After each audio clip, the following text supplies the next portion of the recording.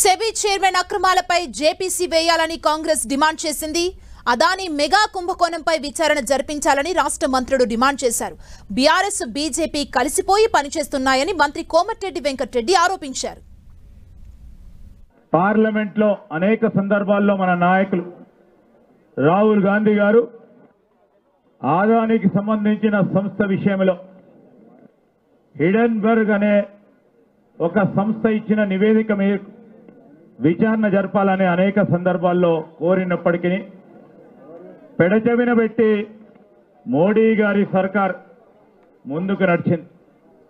తదుపరి సెబీకి సంబంధించిన చైర్మన్, ఆ చైర్మన్ కు సంబంధించిన లావాదేవీలు, ఆ లావాదేవీలకు సంబంధించి అదానీ సంస్థతో కూడుకున్న అంశాల విషయంలో సుప్రీంకోర్టు మరి ఒక ప్రత్యేకమైన కమిటీని ఏర్పాటు చేసుకొని సెబీ సంస్థకు ఆదేశం ఇవ్వడం జరిగింది. పూర్తి స్థాయిలో విచారణ జరిపి నివేదిక అందించాలంటే 18 నెలలు గడుస్తూ ఉన్నప్పటికీ ఈ రోజు వరకు కూడా నివేదిక అందించకపోవడం, దాని వెనుక ఏ కారణం ఉందని ప్రజలకు తెలియజేసే కార్యాచరణ తీసుకోవాలని కాంగ్రెస్ పార్టీ ఆలోచన చేసి ఈరోజు నిరసన కార్యక్రమం చేపడతా ఉంది.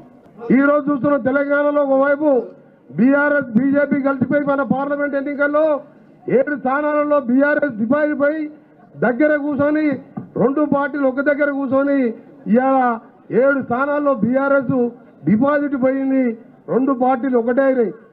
దేశంలో ప్రధానమంత్రిగా రాహుల్ గాంధీ చేయడమే లక్ష్యంగా పనిచేస్తూ తెలంగాణలో కూడా ప్రజాపాలన తీసుకొచ్చిన మీ అందరికీ, మేము మంత్రులుగా, మీరు కార్యకర్తలు కాదు, అందరం కూడా సమానమే.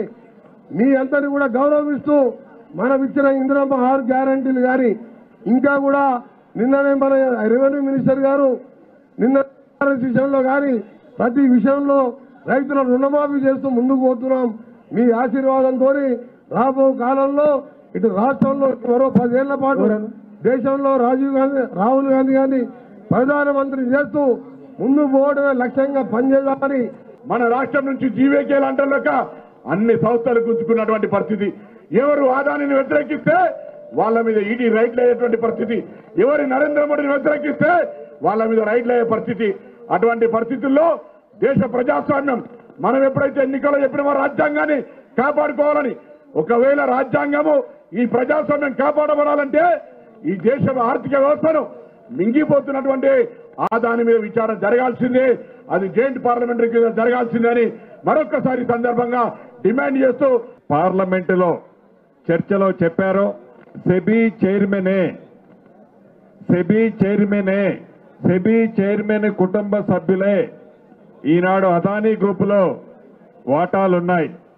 అటువంటప్పుడు అదే సెబీ చైర్మన్ గారిని విచారణ అధికారిగా పెడితే ఈ కేసుకు న్యాయం ఎలా వస్తుంది అనేది ఒక్కసారి కేంద్ర ప్రభుత్వం ఆలోచించాల్సిన అవసరం ఉంది. తప్పకుండా పార్లమెంట్ లో రాహుల్ గాంధీ గారు అడిగినట్లు జాయింట్ కమిటీని ఏర్పాటు చేయాలని ఏదైతే గౌరవ మన నాయకులు రాహుల్ గాంధీ గారు అడిగారో అలా అయితేనే ఈ భారతదేశ ప్రజలకి మంచి జరుగుతుందని మేమందరం మనస్ఫూర్తిగా భావిస్తూ